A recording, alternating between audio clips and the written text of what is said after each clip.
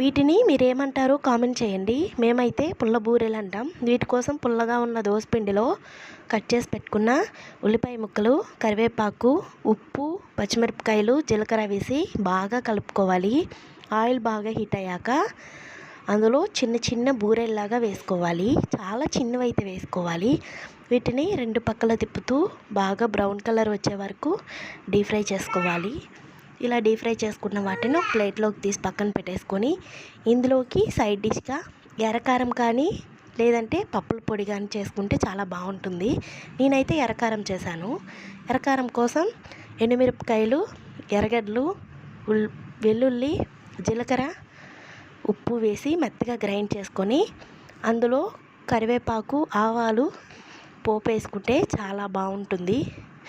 మీరు ఒకసారి ట్రై చేసి ఎలా ఉందో కామెంట్ చేయండి. మీకు ఈ వీడియో నచ్చితే లైక్, షేర్, సబ్స్క్రైబ్